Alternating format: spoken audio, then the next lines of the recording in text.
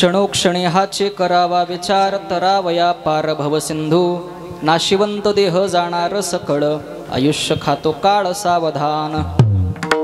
प्रस्तुत प्राप्त प्रसंगी, प्राप्त स्थळी, प्राप्त वेळी भगवत चिंतनाकरिता निवडलेला हा अभंग जीवनाशी संघर्ष करत संसारासह परमार्थाची अखंड तपश्चर्या करून आनंदी जीवन जगण्याचं अवघड तत्वज्ञान सोप्या भाषेत सर्वसामान्य लोकांना मनमोकळेपणाने वाटप करणारे शब्दसाधनेची आनंद यात्री, सामाजिक प्रबोधनाची मुहूर्तमेढ रोवणारे एक निर्भीड कवी, धर्माला नीतीचे आणि निष्कपट भावनेचे अधिष्ठान प्राप्त करून देणारे एक डोळस भक्त, विद्रोही व्यक्तिमत्वाचे धनी, वेदांचा तो अर्थ आम्हासीच ठावा, येरांनी वाहावा भार माथा, असे ठामपणे भूमिका मांडणारे एक सत्यनिष्ठ विचारवंत, सर्वानुभूती ईश्वराचं वास्तव्य मानून संपूर्ण जगाच्या कल्याणासाठी देह झिजवणारे एक संवेदनशील संत, काया वाचा मनाने कृतिशील जाणीवेतून भक्तीला ज्ञानात्मक पातळीवर शोधू पाहणारे एक जीवनवादी संत, संसार दुःखाच्या आपत्तीला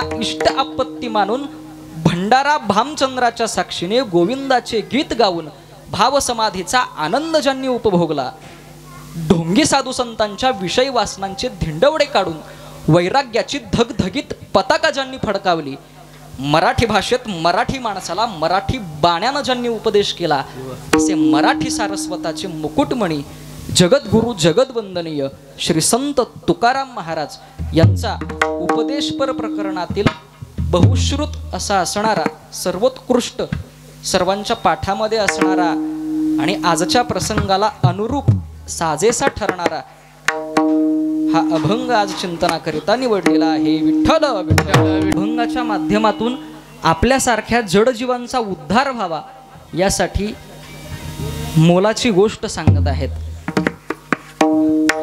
हा संसाररूपी भवसागर तरुण जाण्याचा विचार प्रत्येकाने क्षणोक्षणी केला पाहिजे. क्षणोक्षणी हाचे करावा विचार, तरावया पार भवसिंधू. कारण हा देह नाशिवंत आहे, एक ना एक दिवस तो जाणारच आहे. काळ आपल्या आयुष्यातील एक एक दिवस कमी करत असतो, खात असतो. नाशिवंत देह जाणार सकळ, आयुष्य खातो काळ सावधान. म्हणून काय केलं पाहिजे, संतांच्या संगतीची आवड निर्माण करून परमार्थाची घाई केली पाहिजे. संत समागमे धरावे आवडी, करावे तातडी परमार्थी. आणि हे सगळं करत असताना नको नको त्या गोष्टींचा धूर डोळ्यासमोर येऊ देऊ नका, असं तुकोबांचं स्पष्ट मत आहे. तुका म्हणे इह लोकीच्या व्यवहारे, तुका म्हणे इह लोकीच्या व्यवहारे, नका डोळे धोरे भरोणी राहो. नाशिवंत देह जाणार सकळ, आयुष्य खातो काळ सावधान. विठ्ठल विठ्ठल.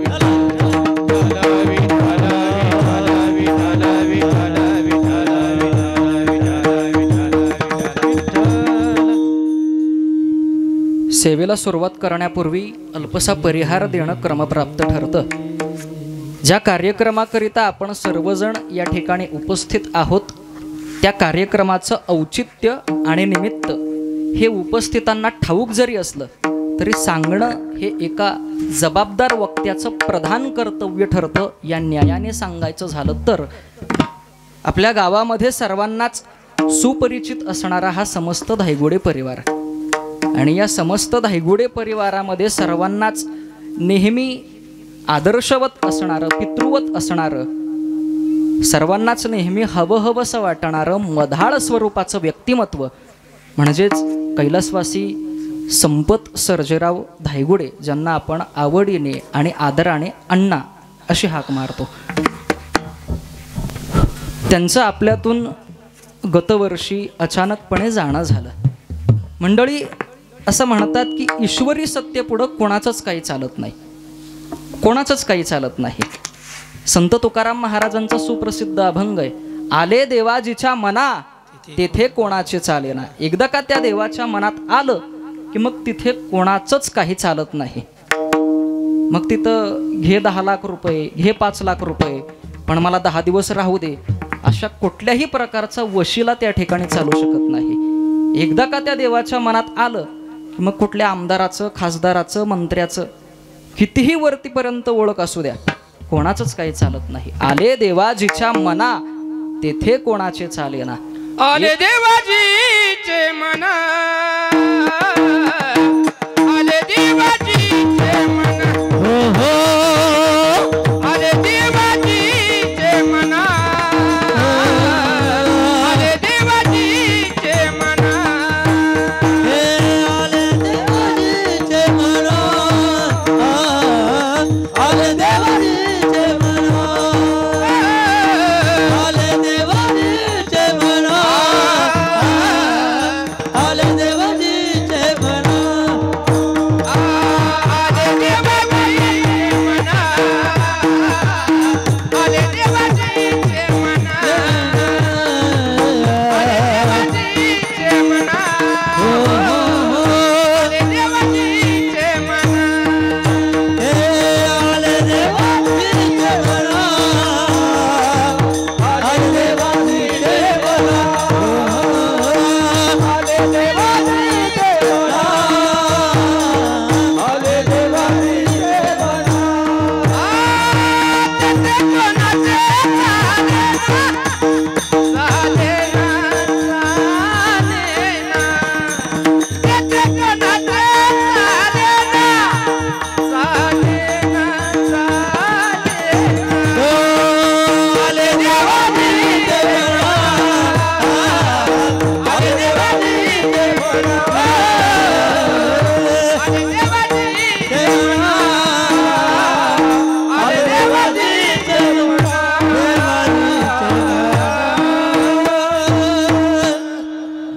आले देवाजीच्या मना तेथे कोणाचे चालेना. हा असाच राहू द्या, आता बदलू नका ह्यालाच. एकदा का त्या देवाच्या मनात आलं की मग तिथे कोणाचंच काही चालत नाही. अण्णांना आपल्यातून जाऊन जवळ आज जवळजवळ 1 वर्ष पूर्ण होत आहे. त्यांच्या जाण्याने त्यांच्या कुटुंबामध्ये जी काही निराशावस्थेची पोकळी निर्माण झालेली आहे, ती पोकळी भरून काढण्याचा प्रयत्न मीच काय तर इथं बसलेला कोणताही व्यक्ती शाब्दिक स्वरूपामध्ये श्रद्धांजली वाहून भरून काढू शकत नाही. अहो एवढंच काय तर आपल्या कोणत्याही प्रकारच्या योगदानाने ती पोकळी भरून निघणं अशक्य आहे. एखादा व्यक्ती गेल्यानंतर त्या व्यक्तीच्या पश्चात असणाऱ्या त्या कुटुंबाची, त्या परिवाराची, त्या व्यक्तीप्रती काही उत्तरदायित्व म्हणजे काही कर्तव्य त्या ठिकाणी शिल्लक राहत असतात. ह्या व्यक्तीने आजन्म जी स्वप्न उराशी बाळगली, त्या स्वप्नांना पूर्णत्वास नेण्याचं कर्तव्य त्यांच्या कुटुंबाकडे उरतं. आणि दुसरं एक कर्तव्य तुमच्या माझ्यासारख्या स्नेही मंडळींकडे सुद्धा उरतं. तर ते कर्तव्य कोणतं आहे तर ऐका.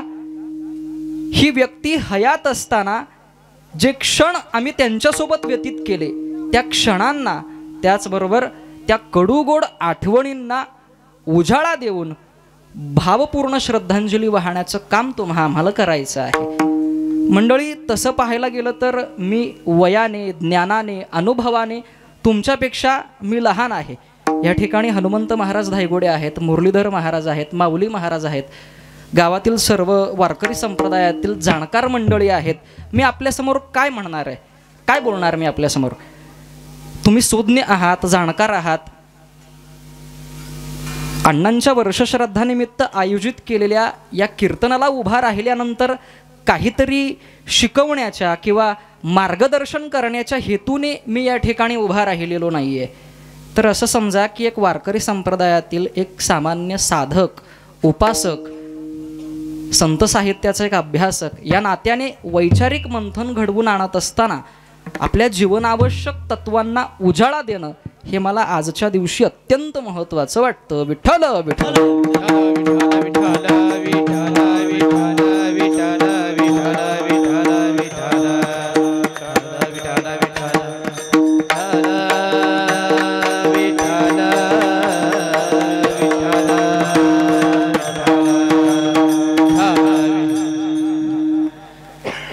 या जगामध्ये सगळ्यात महागडी गोष्ट जर कोणती असेल तर ती आहे आपल्या आयुष्यातून गेलेली वेळ, जात असलेली वेळ किंवा जाणारी वेळ. म्हणून तर असं म्हणतात ना की time is more important more than money. पैशापेक्षा वेळेला फार महत्त्व आहे. तुमचा वेळ तुमच्यासाठी महत्त्वाचा आहे, माझा वेळ माझ्यासाठी महत्त्वाचा आहे.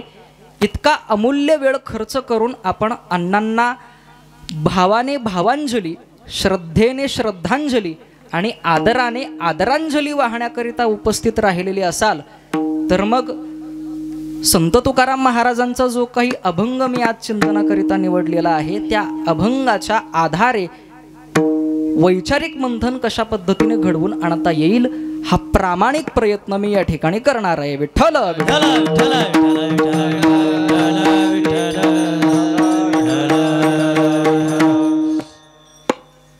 ज्या पवित्र अशा नारदाच्या गादीवर मी या ठिकाणी उभा राहिलेलो आहे त्या गादीचा अधिकार जर आपण विचारात घेतला तर एक गोष्ट अगदी ठळकपणे आपणा सर्वांच्या लक्षात येईल की कीर्तनाच्या माध्यमातून समाज प्रबोधन करण्याच्या हेतूने, नीट लक्ष देऊन ऐका, कीर्तनाच्या माध्यमातून समाज प्रबोधन करण्याच्या हेतूने एखादा वक्ता या नारदाच्या गादीवर उभा राहिला असेल तर तो आपल्या सामाजिक जबाबदारीशी तितका बांधील असायला हवा. त्याची जी काही सोशल रिस्पॉन्सिबिलिटी आहे त्या रिस्पॉन्सिबिलिटीशी त्याची तितकी कमिटमेंट असायला हवी. मग कीर्तनकार म्हणून जेव्हा मी माझ्या जबाबदारीशी बांधील समजतो तेव्हा मोजक्या संख्येने का होईना या ठिकाणी उपस्थित असलेल्या श्रोतृवर्गाला आजच्या कीर्तनाच्या माध्यमातून मिळणाऱ्या सात्विक विचारांचा संबंध आपल्या दैनंदिन जीवनाशी कशा पद्धतीनं जोडता येईल या निर्हेतुक बुद्धीनं मी बोलण्याचा प्रयत्न करतोय आणि त्याकरिता मला तुम्हा सर्वांच्या एकाग्रता शक्तीची आवश्यकता आहे. विठ्ठल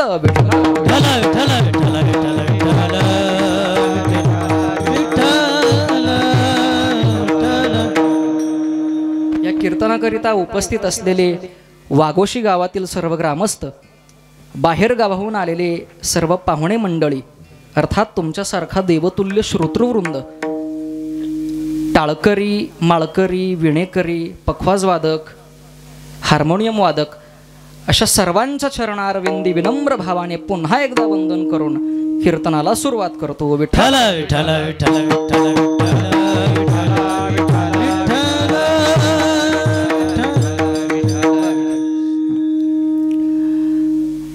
वर्षश्राद्धाच्या निमित्ताने कीर्तनाचंच आयोजन करण्यापाठीमागील प्रयोजन काय असतं या प्रश्नाचं उत्तर मी तुमच्यापुढे ठेवतो आणि अभंगाच्या मूळ आशयाला स्पर्श करतो. इहलोकातील कोणतीच वस्तू आपण त्या जीवाला देऊ शकत नाही की ज्याच्यामुळे त्या जीवाचा उद्धार नाही, सद्गती मिळणार आहे. मला सांगा, अण्णांनी कमावलेली संपत्ती आपण त्यांना देऊ शकतो का की जिच्यामुळे त्यांना सद्गती प्राप्त होणार आहे? नाही देऊ शकत, कारण ती संपत्ती इथंच राहणार आहे. त्यांनी बांधलेलं घर आपण त्यांना देऊ शकतो का? नाही देऊ शकत, कारण ते घर सुद्धा इथंच राहणार आहे. बरं, अण्णांच्या नावावर जी जमीन होती ती जमीन त्यांना देऊ शकतो का? नाही देऊ शकत, कारण ती जमीन सुद्धा इथंच राहणार आहे. मग त्यांना आपण असं काय देऊ शकतो की ज्या गोष्टीमुळे त्यांना सद्गती प्राप्त होणार आहे? तर ऐका, या विश्वातील शाश्वत सत्य म्हणजे परमेश्वराचं नाम, त्या नामस्मरणाच्या माध्यमातून जे पुण्य निर्माण होणार आहे ते पुण्यच आपण त्यांना देऊ शकतो की ज्याच्यामुळे त्यांना सद्गती प्राप्त होणार आहे. वर्षश्राद्धाच्या निमित्ताने कीर्तनाचंच आयोजन करण्यापाठीमागील हेच प्रयोजन असतं. आता मूळ आशयाला स्पर्श करतो. विठ्ठल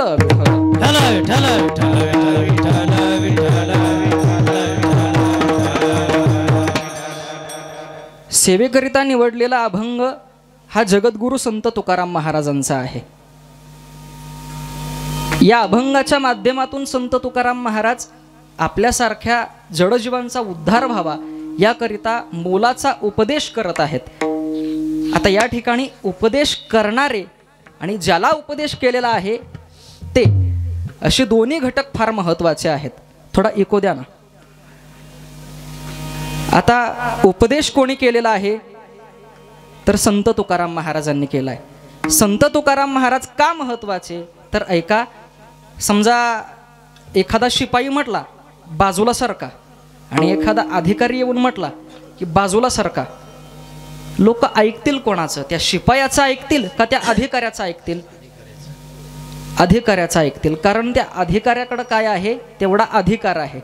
हा अधिकार कशातून येत असतो तर अनुभव आले अंगा ते या जगात येत असे. हा अधिकार अनुभवातून येत असतो. संत तुकाराम महाराज हे अनुभवाने युक्त असलेले संत आहेत, म्हणून त्यांना उपदेश करण्याचा अधिकार आहे. आणि ज्यांना उपदेश केलेला आहे म्हणजे कोणाला केलाय तर माणसाला उपदेश केलाय.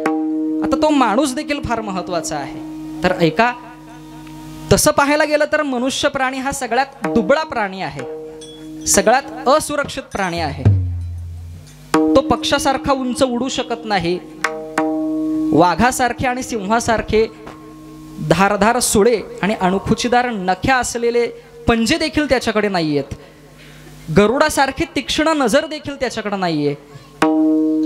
एवढंच काय, एखाद्या छोट्याशा कीटकाच्या दंशाने देखील तो मरू शकतो. म्हणजे या तुलनात्मक पद्धतीने जर आपण विचार केला तर लक्षात येतं की मनुष्य प्राणी हा सर्वात असुरक्षित प्राणी आहे. पण निसर्ग मात्र समंजस आणि दयाळू आहे. निसर्गाने माणसाला सगळ्यात मोलाची देणगी जर कोणती दिली असेल तर ती आहे विचार करण्याची शक्ती. पण फारच कमी लोक या विचार करण्याच्या शक्तीचा चांगल्या कामासाठी पुरेपूर वापर करतात. संत तुकाराम महाराजांनी या विचार करण्याच्या शक्तीच्या साहाय्याने हा संसाररूपी भवसागर तरुण जाण्याचा विचार करायला लावलेला आहे. तेच महाराज अभंगाच्या प्रथम चरणात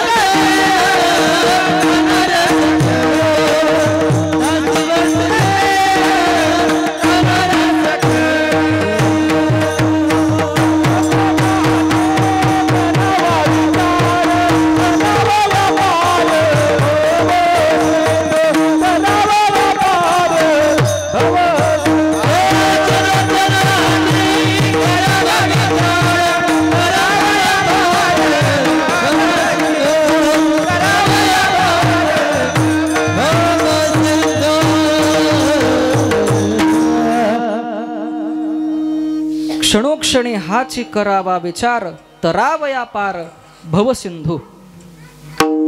संत तुकाराम महाराजांनी पहिल्या चरणामध्ये विचार करायला लावलेला आहे. मला सांगा, आपण विचार करत नाही का? अहो, विचार करून करून अक्षरशः आपल्याला बीपीच्या गोळ्या सुरू झाल्यात. एवढा भयानक विचार करतो आपण. एवढा विचार करून सुद्धा संत तुकाराम महाराज विचार करायला लावतात. याच्यावर आपण सुद्धा काहीतरी विचार केला पाहिजे. विठ्ठल विठ्ठल.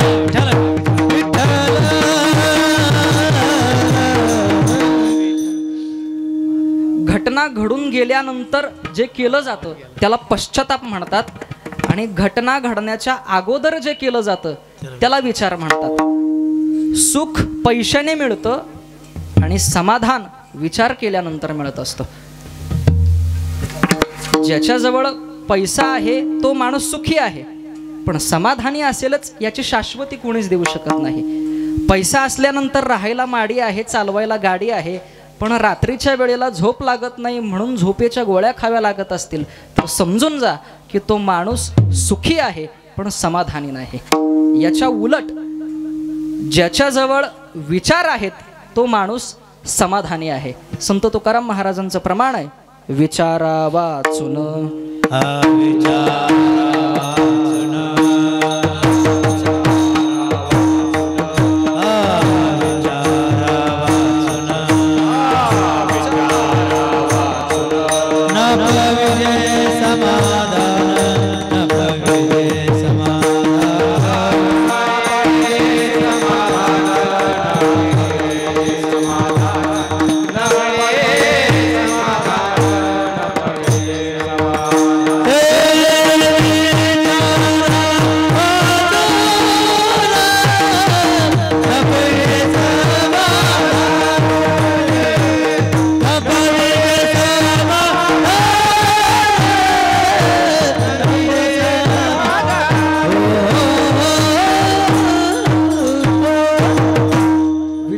वाचून न पविजे समाधान. विचार केल्याशिवाय माणसाला समाधान प्राप्त होऊ शकत नाही. माणसांनी मोठमोठे बंगले बांधले, माणसांनी भरपूर जमिनी घेतल्या, इमारती बांधल्या, पण हाताच्या बोटांवर मोजता येतील इतकीच माणसं फक्त समाधानी झालेली आहेत बरं का. माणसं असमाधानी राहण्याचं कारण फक्त इतकंच आहे की दैनंदिन जीवनात त्यांच्या हातून घडत असलेलं दुष्कर्म. एक दृष्टांत सांगतो म्हणजे तुमच्या लक्षात येईल. एक लुटारू होता, लुटमारी करून त्यानं प्रचंड पैसा कमावला होता, पण त्यातून त्याला सुख मात्र काहीच मिळत नव्हतं. म्हणून तो गावातल्या एका चांगल्या माणसाला भेटायला गेला आणि म्हणाला, माझ्याकडे कोट्यावधी रुपयांची संपत्ती आहे, एवढंच नव्हे तर 100 लुटारू माझ्या आदेशानुसार वाटतील ते काम माझ्यासाठी करायला तयार होतात, पण अडचण मात्र अशी आहे की याच्यातून मला समाधान म्हणून काही मिळत नाही. या प्रश्नाचं तुमच्याकडे काही उत्तर आहे का? तेव्हा त्या माणसाने त्याला दुसऱ्या दिवशी गावाबाहेर असलेल्या एका टेकडीच्या पायथ्याशी भेट म्हणून सांगितलं. ठरल्याप्रमाणे ते दोघेजण त्या टेकडीच्या पायथ्याशी भेटले. ज्या ठिकाणी ते दोघेजण उभे राहिले होते त्या ठिकाणी भरपूर दगड होते. त्या माणसाने त्या लुटारूला या ठिकाणी असलेल्या सगळ्या दगडांपैकी कोणतेही मोठे 3 दगड उचलायला लावले. त्या लुटारूने चांगले मोठे 3 दगड उचलले. 3 दगड उचलल्यानंतर तो लुटारू म्हटला, तुम्ही मला सांगितलं 3 मोठे दगड उचल, मी उचलले, आता पुढचं बोला. तो माणूस म्हणला, आता हे उचललेले मोठे 3 दगड हातामध्ये घेऊन माझ्या मागं मागं टेकडीवर चढायचे. लुटारू म्हटला, ठीक आहे चढतो, काही अडचण नाही. करता करता ते दोघेजण त्या टेकडीच्या दिशेनं चालू लागले. आता ह्या लुटारूच्या हातामध्ये मोठे 3 दगड असल्यामुळं ह्याला लागला दम. 50च पावलं चालत गेला, खाली बसला. खाली बसल्या बसल्या पुढं चालणाऱ्या माणसानं विचारलं, अरे काय झालं, का बसलास, चल की. तो लुटारू म्हटला, अहो माझ्या हातामध्ये एवढे मोठे 3 दगड दिलेत आणि अशा अवस्थेमध्ये एवढ्या मोठ्या टेकडीवर चढणं माझ्याच्याने काही जोडायचं नाही. तो माणूस म्हणला, एक काम कर, तुझ्या हातामध्ये असणाऱ्या 3 दगडांपैकी 1 दगड फेकून दे आणि उरलेले 2 दगड हातामध्ये घेऊन माझ्या मागं टेकडीवर चालत चल. त्या लुटारूने त्या माणसाच्या सांगण्यानुसार स्वतःच्या हातामध्ये असणाऱ्या 3 दगडांपैकी 1 दगड फेकून दिला आणि उरलेले 2 दगड हातामध्ये घेऊन त्या माणसाच्या मागं चालू लागला. आता त्या लुटारूला थोडं बरं वाटू लागलं होतं, कारण एका दगडाचं ओझं काय झालं होतं, कमी झालं होतं का वाढलं होतं, कमी झालं होतं. बरोबर. काही विशिष्ट ठराविक अंतर चालत गेल्यानंतर परत त्या लुटारूला दम लागला म्हणून तो खाली बसला. खाली बसल्या बसल्या पुढं चालणाऱ्या माणसानं विचारलं, अरे काय झालं, का थांबलास, थोडंसंच राहिलंय, चल ना. तो लुटारू म्हटला, अहो माझ्या हातामध्ये एवढे मोठे 2 दगड दिलेत, मी पार घामाघूम झालोय, चालून चालून माझ्या पायाला गोळे आलेत आणि अशा परिस्थितीमध्ये एवढ्या मोठ्या टेकडीवर चढणं माझ्याच्याने काय व्हायचं नाही. तो माणूस म्हणला, एक काम कर, तुझ्या हातामध्ये असलेल्या 2 दगडांपैकी 1 दगड फेकून दे आणि उरलेला शेवटचा दगड हातामध्ये घेऊन चल माझ्या मागं मागं. त्या लुटारूने स्वतःच्या हातामध्ये असणाऱ्या 2 दगडांपैकी 1 दगड फेकून दिला आणि उरलेला शेवटचा दगड हातामध्ये घेऊन त्या माणसाच्या मागं मागं चालू लागला. आता त्या लुटारूला आणखीन बरं वाटू लागलं, कारण अजून एका दगडाचं ओझं काय झालं, कमी झालं.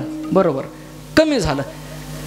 तो लुटारू पाठीमागं आणि तो माणूस पुढं 100, 200, 300 पावलं चालत गेला. परत त्याला दम लागला.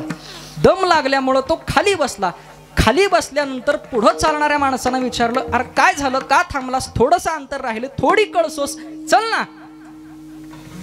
वैतागून तो लुटारू त्याला म्हणाला, तुम्ही चालताय मोकळं आणि माझ्या हातामध्ये दिला एवढा मोठा दगड. अशा अवस्थेमध्ये एवढ्या मोठ्या टेकडीवर चढणं मला शक्य होणार नाही, ते तुमचं तुम्ही बघा. त्या माणसाने त्या लुटारूला सांगितलं, तुझ्या हातामध्ये असणारा तो शेवटचा दगड फेकून दे आणि मोकळ्या हातानं माझ्या मागं टेकडीवर चालत चल.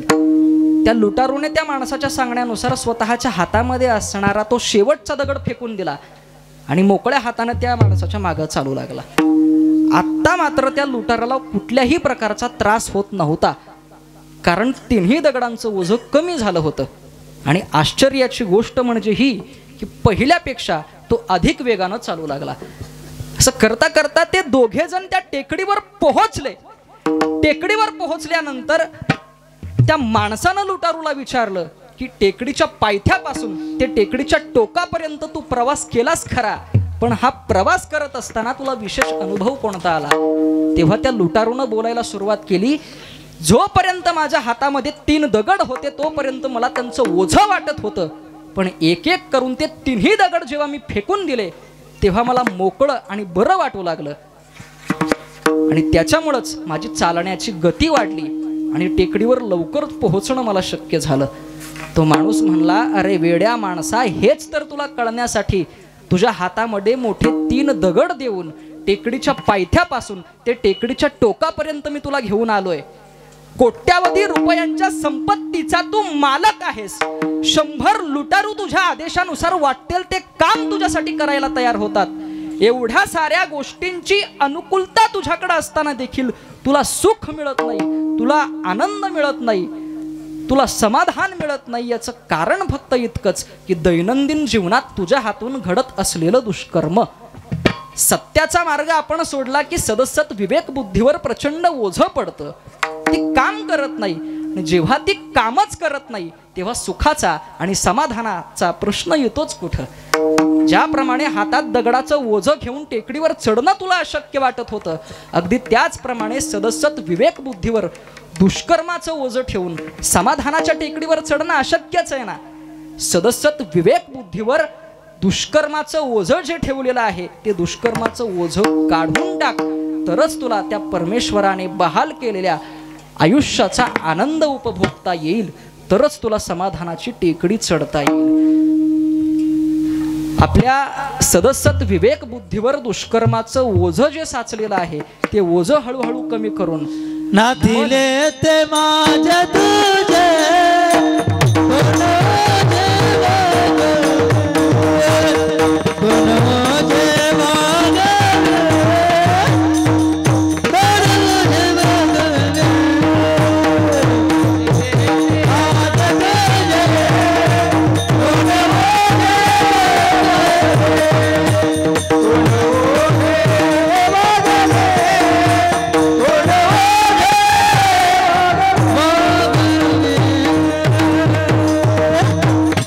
या गोष्टीच्या तात्पर्याला अगदी समर्पक असं उदाहरण महाराजांनी दिलेलं आहे. दुष्कर्माचं ओझं सदसत विवेक बुद्धीवरून काढून टाकून चित्त निर्मळ करण्याकडे संत तुकाराम महाराजांनी लक्ष वेधलेलं आहे. एकदा का ते चित्त शुद्ध झालं की मग क्षणोक्षणी कोणता विचार करायचा आहे, तर तरावया पार भवसिंधू हा विचार करायचा आहे. मग तो विचार मनामध्ये पक्का बसतो. क्षणोक्षणी हाची करावा विचार, तरावया पार भवसिंधू विठ्ठल.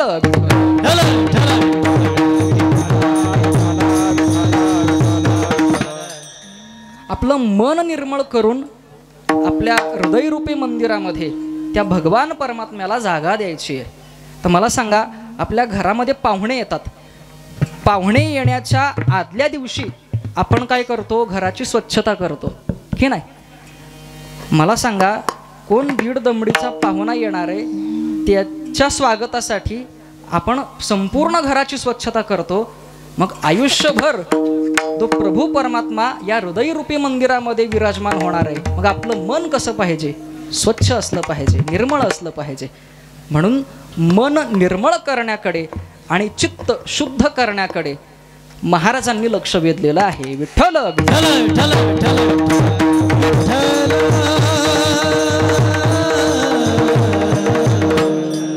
कारण त्या परमेश्वराच्या आज्ञेशिवाय झाडाचं पान सुद्धा हलत नाही. चाले हे शरीर कोणाची सत्ते, कोण बोलवी ते हरिविन, देखवी ऐकवी एक नारायण, तयाचे भजन चुको नको, माणसाची देव चालवी अहंता, मिची एक करता म्हणू नये, वृक्षाचे ही पान हाले त्याची सत्ता, राहिली अहंता मग कोठे, देखवी ऐकवी एक नारायण, तयाचे भजन चुको नको. म्हणून क्षणोक्षणी हाची करावा विचार, तरावया पार भवसिंधू. विठ्ठल विठ्ठल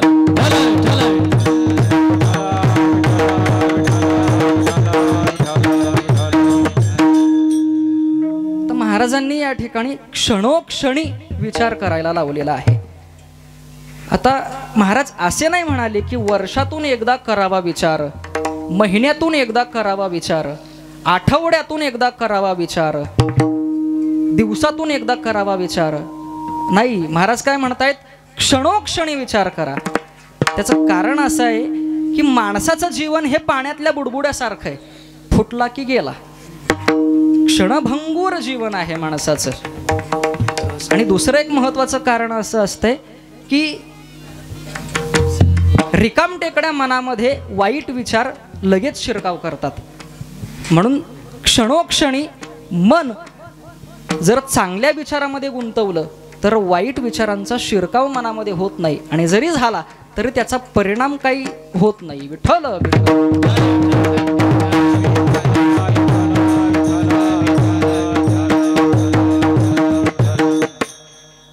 आणि पुढे हाची हा शब्द वापरलेला आहे. आपण दिवसभर विचार करतोच, पण संत तुकाराम महाराजांना अभिप्रेत असणारा विचार आपण करत नाही. म्हणून तुकोबाराय हाची हा शब्द वापरतायत. भजनी मालिकेमध्ये भरपूर असे अभंग वाचायला मिळतील की ज्या अभंगाच्या शेवटी नाही, अभंगातल्या एखाद्या शब्दाच्या शेवटी च हे अक्षर पाहायला मिळतं. ज्या शब्दाच्या शेवटी च हे अक्षर असतं तो शब्द निश्चितता दर्शवतो. हाची नेम आता न फिरे माघारी, बैसलो शेजारी गोविंदाचे. एकदा का त्या भगवंताचं नामस्मरण करायला बसलो ना, आता माघार घेणार नाही, हाच नेम माझा आहे. हेची थोर भक्ती आवडती देवा, संकल्पावी माया संसाराची. संसारातील प्रेम करून कमी करून तेवढंच प्रेम देवावरती करणं, ही भक्ती देवाला आवडते, हीच हाची. तुका म्हणे माझे हेची सर्व सुख, पाहिन श्रीमुख आवडीने. मला फक्त त्याचं श्रीमुख पाहण्यामध्ये आनंद आहे. हाची क्षणोक्षणी हाची करावा विचार, तरावया पार भवसिंधू. तर गुगल मॅपला जर आपण टाकलं तर भवसिंधू नावाचा सागर कुठंच पाहायला भेटणार नाही. रूपकात्मक पद्धतीने संत तुकाराम महाराजांनी शब्द योजना केलेली आहे या ठिकाणी. आता रूपकात्मक पद्धतीने म्हणजे प्रतिकात्मक पद्धतीने शब्द योजना संत तुकाराम महाराजांनी केलेली आहे. क्षणोक्षणी हाची करावा विचार, तरावया पार भव सिंधू. भव म्हणजे सर्व प्रकारचं दुःख आणि सिंधू म्हणजे सागर. त्या संसाराला सागराची उपमा का दिलेली आहे तर ऐका.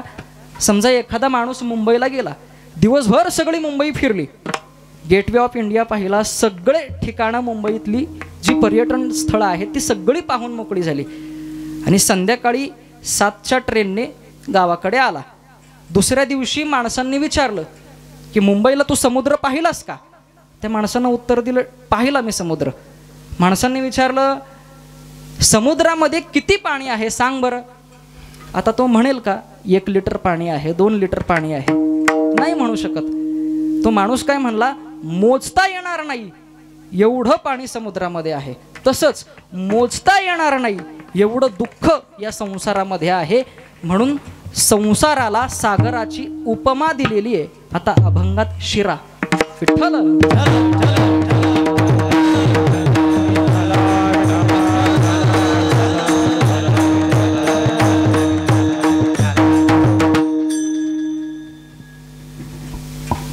पहिल्या अभंगाच्या या प्रथम चरणामध्ये वेग आणि दिशा सांगितलेली आहे। एखादी गाडी आहे समजा, हा का, गाडीला स्पीड भरपूर आहे, पण अडचण अशी आहे की तिची स्टेअरिंग वळत नाही। म्हणजे काय तर गाडीला वेग आहे पण दिशा नाही आहे। काही कामाची आहे का ती गाडी? काहीच कामाची नाही। तसंच त्या गाडीला स्टेअरिंग अगदी सुंदर आहे,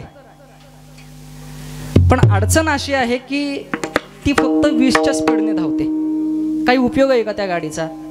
काहीच उपयोग नाही आहे। म्हणजे गाडीला दिशा आहे पण वेग नाही आहे। तसंच मानवी विचाराला सुद्धा दिशा असते आणि वेग असतो। मग मानवी विचाराला वेग किती असावा तर क्षणोक्षणी हाची करावा विचार। क्षणोक्षणी विचार करणं इतका वेग असावा। आणि दिशा कोणती असावी तर तरावया पार भवसिंधू। म्हणजे संत तुकाराम महाराजांनी अभंगाच्या प्रथम चरणाच्या पूर्वार्धामध्ये वेग सांगितलाय आणि उत्तरार्धामध्ये दिशा सांगितलेली आहे। विठ्ठल विठ्ठल।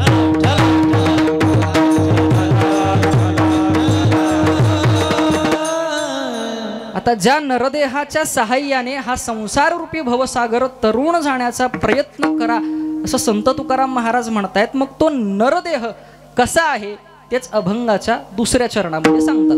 नासिवंत देह जाणार सकळ, नासिवंत देह जाणार सकळ, आयुष्यात काळ सावधान, आयुष्यात काळ सावधान।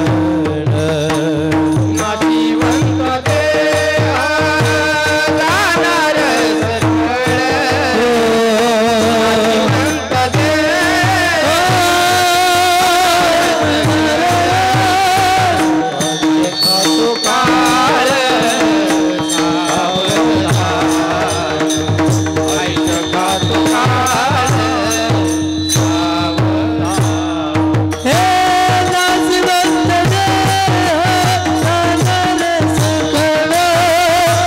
जाणार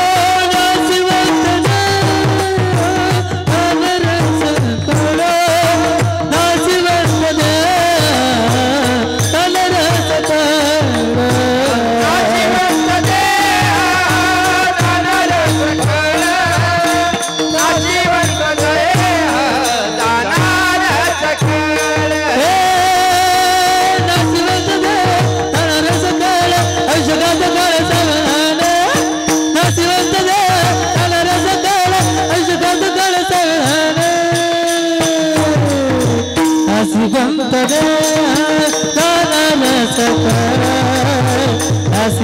देह खातो काळ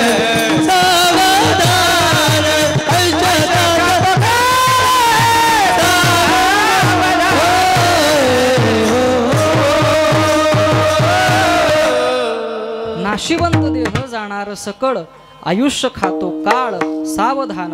हा नरदेह कसा आहे? नाशिवंत आहे। ऐका, जे लहानपणी आहे ते म्हातारपणी नाही, आणि जे म्हातारपणी आहे ते लहानपणी नाही।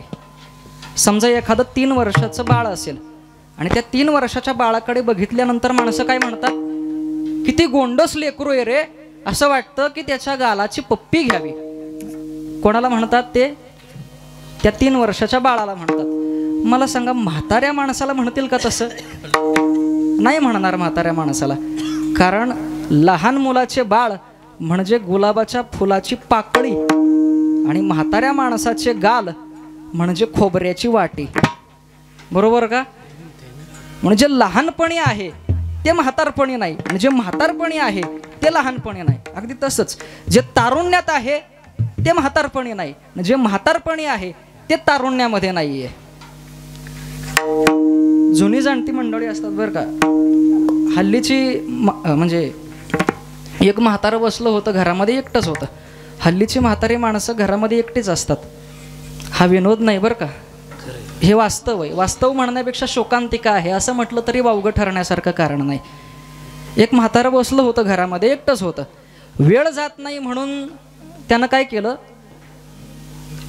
जुन्या फोटोचा अल्बम काढला आणि त्या जुन्या फोटोतल्या अल्बममधील 22-23 वर्षाचा असतानाचा कोल्हापुरातल्या तालमीतला एक फोटो काढला. तो फोटो एका हातामध्ये घेतला, दुसऱ्या हातामध्ये आरसा घेतला. ते म्हातारं फोटोकडे बघायचं, फोटोत बघून झाल्यानंतर आरशाकडे बघायचं, आरशातलं बघून झाल्यानंतर परत फोटोकडे बघायचं, फोटोतलं बघून झाल्यानंतर परत आरशाकडे बघायचं. त्या म्हाताऱ्याने वर बघितलं, म्हणला देवा कसा होतो मी, 100 उठाभाषा काढायचो, 200 जोर काढायचो, आणि आता उठलं तर बसता येईना आणि बसलं तर उठता येईना. पहिलं बायकोवर 2 तडाक टाकलं का नाही, सून चळाचळा भ्यायची, आणि आता माझी नातवंडच माझ्यावर डोळं वाटारते. म्हणजे जे तारुण्यात आहे ते म्हातारपणी नाही, आणि जे म्हातारपणी आहे ते तारुण्यात आहे. बालपण, किशोरावस्था, तारुण्य, प्रौढत्व आणि मग म्हातारपण, या सगळ्या स्टेजेसमधून माणसाला जावं लागतं. विठ्ठल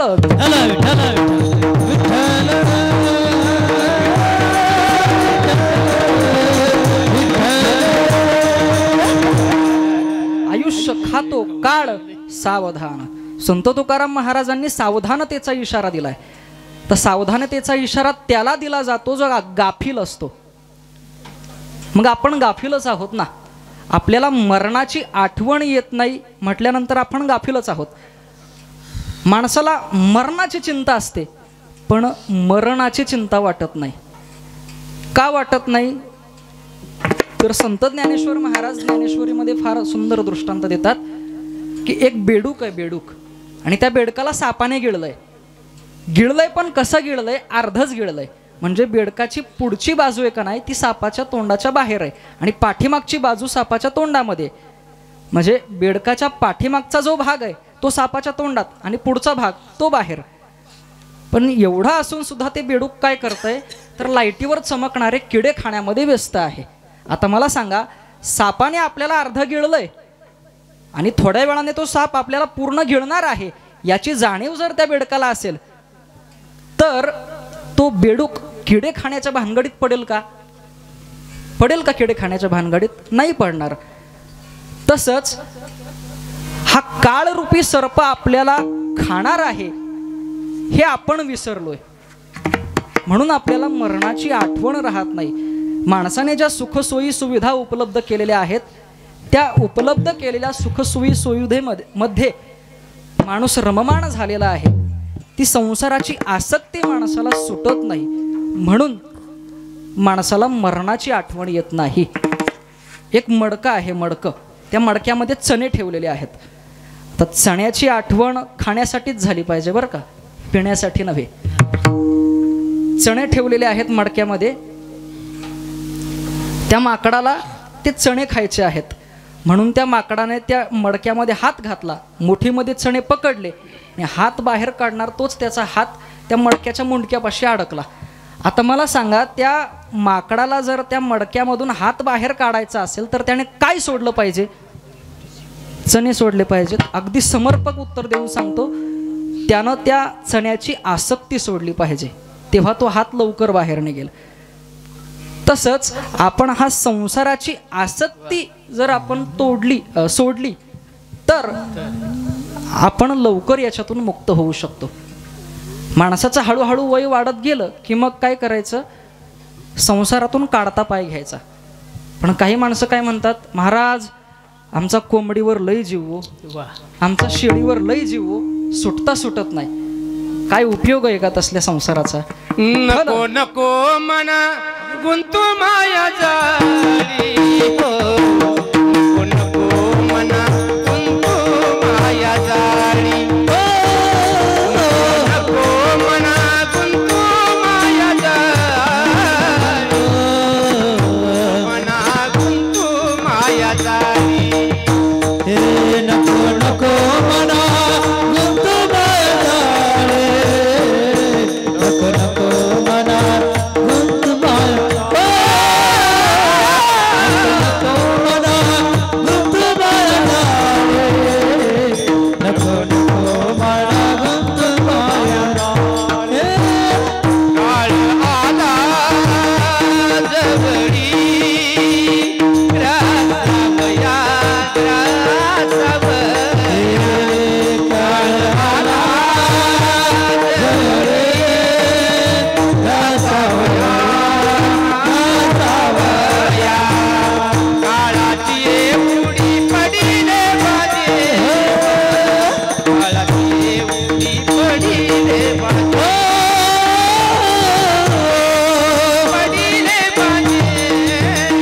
काळाची वळी पडेल बा जेव्हा काळाची वळी पडेल बा जेव्हा काळाची वळी पडेल बा काळाची वळी पडेल बा जेव्हा काळाची वळी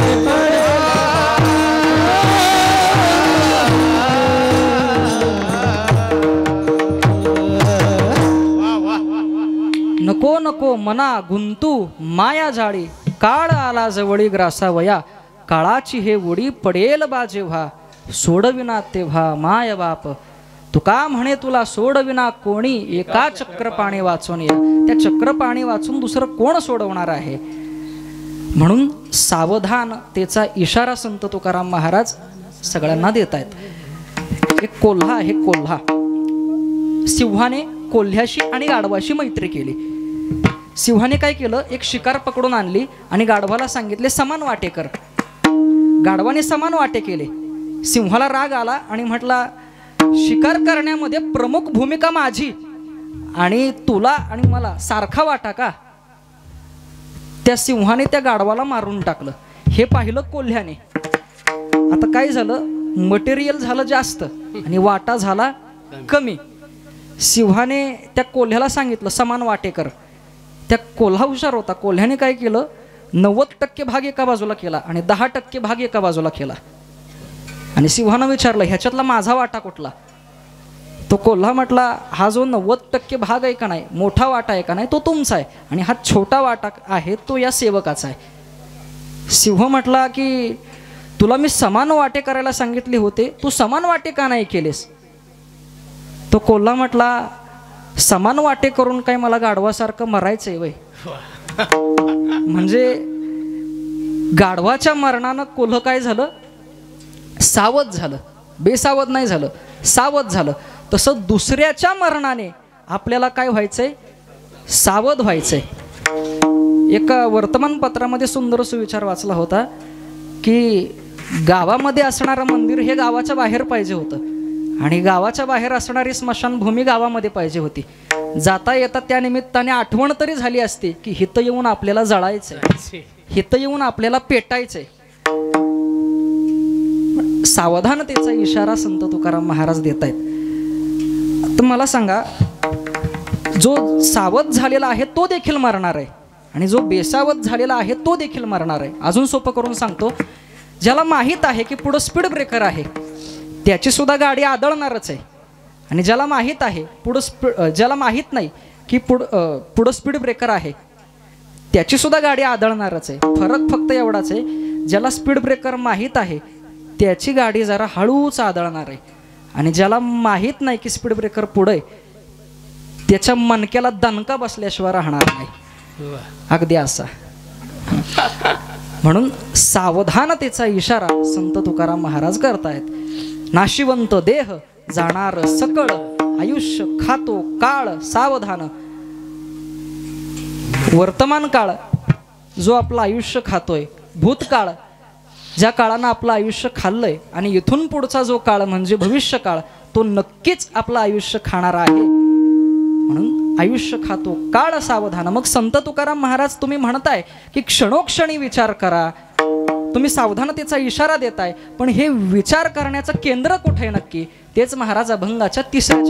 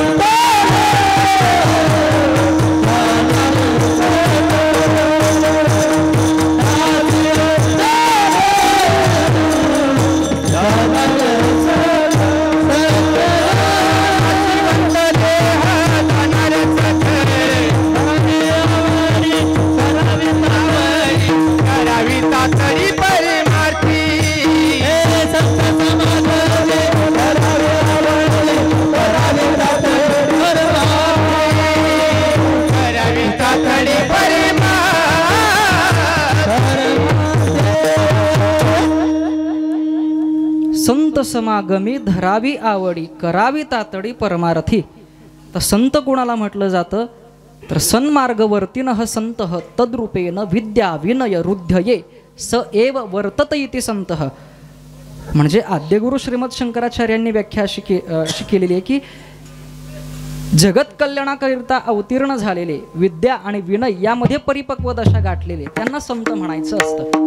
पवित्रते कुळ पावन तो देश जेथे हरीचे दास जन्म घेते. अशा पवित्र भूमीमध्ये जन्मलेल्या संतांनी ज्ञानाची भक्तीची आणि वैराग्याची धगधगीत पताका फडकावलेली आहे. संतांच्या शिकवणुकीमुळेच भारतीय संस्कृतीचा विकास आणि विस्तार होत गेलाय.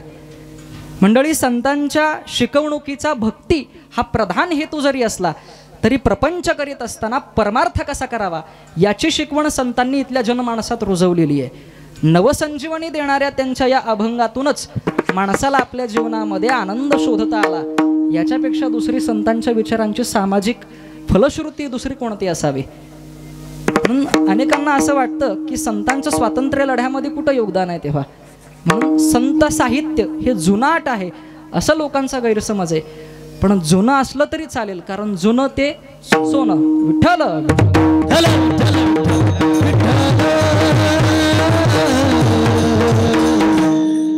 संतांच्या संगतीची आवड निर्माण करायला सांगितले. संतांच्या संगतीची म्हणजे संतांच्या विचारांच्या संगतीची आवड निर्माण करा. पूर्वीच्या काळामध्ये चोराला चोरी यशस्वी करण्याकरिता खूप भारी प्लॅन बनवायला लागायचा. समजा चोराला एखाद्याच्या गोठ्यात बांधलेली म्हैस जर चोरी करायची असेल तर पहिला चोर पुढे यायचा, म्हशीच्या गळ्यातली घंटा काढायचा आणि ती घंटा काढून तो चोर जायचा पूर्व दिशेला. पूर्व दिशा कुठली आहे? सूर्य इकडून उगवतो म्हटल्यानंतर पूर्व दिशा ही. म्हशीच्या गळ्यातली घंटा काढायचा आणि पूर्व दिशेला जायचा. दुसरा चोर पुढे यायचा, म्हशीला सोडायचा आणि म्हशीला घेऊन तो चोर जायचा पश्चिम दिशेला. आता गावकरी जागे झाले, म्हणू लागले म्हैस चोरीला गेली, म्हैस चोरीला गेली. आता घंटाचा आवाज येत होता पूर्व दिशेकडून. आता मला सांगा, गावकरी म्हशीला शोधण्यासाठी कुठल्या दिशेला जातील? इकडे जातील.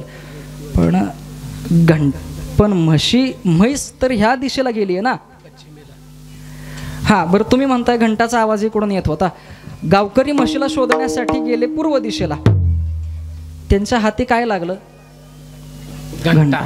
म्हणजे काय तर माझ्या बोलण्यातून सहज विनोद निर्मिती जरी झाली असली तरी हा विनोद नाहीये, हे आजच्या समाजाचं वास्तव आहे. समाजामध्ये असाच घंटानाद करून अनेक लोक तुम्हाला चित्र विचित्र दिशेला नेऊन भरकटवण्याचं काम करत असतात. त्या चोरापासून सावध राहा. आपल्या जवळची असणारी एखादी व्यक्ती आपल्या आयुष्यातून जेव्हा निघून जाते ना, तेव्हा त्या व्यक्तीचं जाणं हे आपल्यासाठी फार वेदनादायी असतं. कोणी गोंगाट करू नका. त्या व्यक्तीचं जाणं आपल्यासाठी खूपच दुःखदायक असतं. मग ती व्यक्ती कोणी असो, आपल्या कुटुंबातील असो, आपल्या मित्रपरिवारामधील असो किंवा एखादी नातेवाईकांमधील व्यक्ती असो. ती व्यक्ती गेल्यानंतर मनाला ज्या भेगा पडतात ना, त्या भेगा कायमस्वरूपी तशाच राहतात, त्या कधीही बुजू शकत नाहीत. अण्णांना जाऊन जाऊन आज जवळजवळ 1 वर्ष पूर्ण होत आहे. त्यांच्या जाण्याने त्यांच्या कुटुंबामध्ये जी काही निराशावस्थेची पोकळी निर्माण झाली आहे, ती पोकळी भरून काढण्याचा प्रयत्न कोणीच करू शकत नाही. इतकंच काय तर आपल्या कुठल्याही प्रकारच्या योगदानाने ती पोकळी भरून निघणं अशक्य आहे. अण्णा एक आदर्श वडील होते. मनमिळावू स्वभाव, एक आदर्श वडील होते. आज तगायत आईबद्दल लिहिण्यासाठी अनेक लेखकांचे, कवींचे, साहित्यिकांचे हात पुढे सरसावले, परंतु बाप मात्र या सर्वांच्या शब्दांना जवळजवळ पोरकास ठरल्यासारखा आहे. स्वामी तिन्ही जगाचा आई विना भिकारी, हे वाक्य अगदी लहान मोठ्यांच्या मनावर अधिराज्य गाजवताना दिसतंय. पण स्वामी तिन्ही जगाचा बापा विना काय? बाप हा सर्व ठिकाणी उपेक्षित घटकांसारखा का ठरावा, हा प्रश्न माझ्या मनाला चिरत जातो. लक्षात ठेवा, आई झाडासारखी आहे, आई सावलीसारखी आहे पण बाप झाडासारखा आहे. ऊन वारा वादळ पाऊस याचा सर्व त्रास झाडालाच तर सहन करावा लागतो. आई स्वतःचं दुःख सांगून रडून मोकळी होत असते पण बापाला मात्र रडता येत नाही, कारण संपूर्ण कुटुंबाची जबाबदारी ही एकट्या जीवावर येऊन ठेपलेली असते. म्हणून तर म्हणतात ना की आईकडे संयमाचे, आईकडे अश्रूंचे पाट असतात पण बापाकडे संयमाचे घाट असतात. आपल्या नशिबात देवाने काय लिहिलं हे नाही कोणी सांगू शकत, पण आपला बाप स्वतःच्या घामाच्या शाईनं आपलं भविष्य लिहित असतो. आपल्या भविष्याचे मनोरे उभारताना त्याला होत असणाऱ्या यातनांचा कल्लोळ मात्र कोणालाच दिसत नाही. ऐका बाप हे व्यक्तिमत्व कसं आहे. सूर धरा. बाप करी जोडी लेकुराची ओढी, बाप करी जोडी लेकुराची ओढी, बाप करी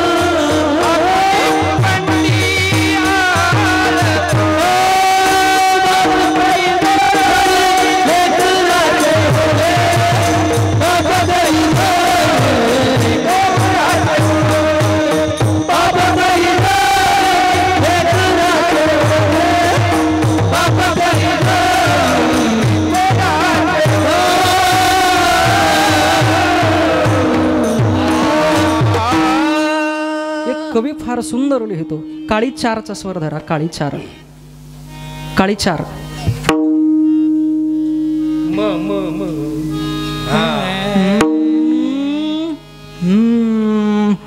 बाप स्वाभिमानी बाणा, त्याचा कणख रकणा.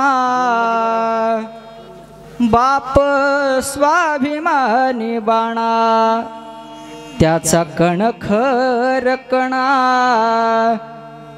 त्याच्या काळजात सुद्धा लाजाळूची संवेदना. त्याची पहाडाची छाती, त्याचे हृदय गुलाब. त्याची पहाडाची छाती, त्याचे हृदय गुलाब. त्याच्या घामाच्या थेंबांना हिऱ्या मोत्याचा रुबाब. बाप तलवार ढाल, बाप पेटती मशाल. बाप तलवार ढाल, बाप पेटती मशाल. बाप जागतो म्हणून घरा झोपते खुशाल. बाप हा घराचा पाया आहे आणि जेव्हा पाया खचून जातो ना तेव्हा संपूर्ण घर कोसळल्याशिवाय राहत नाही. बाप घराचा तो पाया, आई कळस त्यावर. बाप घराचा तो पाया, आई कळस त्यावर. जेव्हा खचतो न पाया तेव्हा कोसळते घर. उलाढाली करतो हा बाप फक्त घरासाठी. उलाढाली करतो हा बाप फक्त घरासाठी, शिव्या शाप या जगाचे बाप घेतो सारे माथी. घर बायकोनी मुले यांना जगवण्यासाठी, घर बायकोनी मुले यांना जगवण्यासाठी बाप होतो वेडा पिसा एका पैशासाठी. बाप म्हणजे जणू वाल्ह्या कोळ्याची जमात, ज्याच्या पापामध्ये नाही कोणी वाटेकरी होत. बाप म्हणजे कसा रे, जसा पाण्यातला मासा. बाप म्हणजे कसा रे, जसा पाण्यातला मासा. त्याच्या डोळ्यातला थेंब कोणा दिसणार कसा. बाप आयुष्यामध्ये कधीच रडत नाही, पण संपूर्ण अश्रू एका क्षणासाठी रोखून ठेवतो. तो क्षण म्हणजे बाप साठवतो अश्रू, वाट पाही त्या क्षणाची. बाप साठवतो अश्रू, वाट पाही त्या क्षणाची. जन्मभरचे रडतो लेक जाताना सासरी. जन्मभरचे रडतो लेक जाताना सासरी. ज्यानी जपले मुलांना तळहाती पाकळ्यात, ज्यानी जपले मुलांना तळहाती पाकळ्यात. अशा बापासाठी थोडी यावी आसवे डोळ्यात. आणि शेवटची ओळ सर्वांना उद्देशून, बाप थकल्यावरती त्याचा बनावे आधार. बाप थकल्यावरती त्याचा बनावे आधार. नाही उपयोग पुन्हा किती घातले पितर, किती घातले पितर, किती घातले पितर. जोपर्यंत बाप आहे तोपर्यंत त्याची जाण प्रत्येकाला असायला हवी. कवी नितीन थोरात फार सुंदर लिहितात, शरीरानं बाप होण्यासाठी 9 सेकंद पुरेसे असतात. शरीरानं बाप होण्यासाठी 9 सेकंद पुरेसे असतात आणि आई व्हायला 9 महिने. बाईच्या गर्भातला जीव 9 महिन्यांनी जन्म तरी घेतो, पण बापाचं काळीज मात्र मरेपर्यंत गरोदरच राहतं. बापाचं काळीज मात्र मरेपर्यंत गरोदरच राहतं. कवी उमेश सुतार यांच्या सुंदर ओळी आहेत. झोपडीला उजेड देण्या बाप माझा खर्च झाला, झोपडीला उजेड देण्या बाप माझा खर्च झाला. येशू झाली माय माझी, बाप माझा चर्च झाला. येशू झाली माय माझी, बाप माझा चर्च झाला. कविमित्र सुजित महाराज काळंगे फार सुंदर लिहितात, बा घामानं तुझ्या खांद्याखालचा आणि आसवांनी तुझ्या खांद्यावरचा तुझ्या अंगाचा भाग भिजताना रोजच पाहतो मी.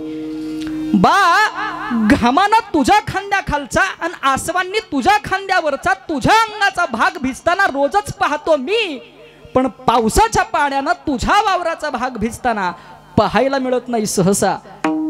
जेव्हा तुझ्या पोराला पाहुणं बघायला येतात तेव्हा तुझ्या जमिनीचा भूगोल बघतात. अरे बा जेव्हा तुझ्या पोराला पाहुणं बघायला येतात तेव्हा तुझ्या जमिनीचा भूगोल बघतात, पण तुझ्या कष्टाचा इतिहास दिसत नाही कोणाला आता. आणि पोरं दमली र, शाळेमधल्या वह्यांवरती रेषा मारून मारून. बा आता पोरं दमली र शाळेमधल्या वह्यांवरती रेषा मारून मारून. पण तुझ्या तळहातावरची भूमिती कोणालाच काढता आली नाही. आणि पुस्तकं संपली र गणिताची, पण तुझ्या आयुष्याच्या प्रश्नांची गणितं कोणालाच सोडवता आली नाहीत. तुझ्या आयुष्याच्या प्रश्नांची गणितं कोणालाच सोडवता आली नाहीत. परवा सहज तुझ्या पायामधल्या भेगा पाहिल्या. परवा सहज तुझ्या पायामधल्या भेगा पाहिल्या आणि मला माझ्या दारिद्र्याची दरी दिसली. आणि उंबरठ्यात उभी असलेली माय डोळ्यात पाणी असताना सुद्धा खुदकन हसली. उंबरठ्यात उभी असलेली माय डोळ्यात पाणी असताना सुद्धा खुदकन हसली.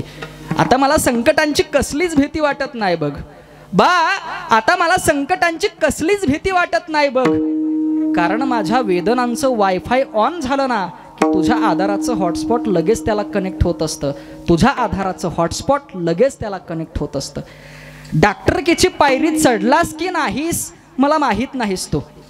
डॉक्टरकीची पायरी चढलास की नाहीस मला माहीत नाहीस तू. पण माझ्या पायाला ठेच लागल्यानंतर कुडकुडीचा पाला लावून पाय बरा करणारा तू माझ्यासाठी डॉक्टरच. वकिलीचा काळा पेशा अनुभवलास की नाहीस मला माहीत नाहीस तू.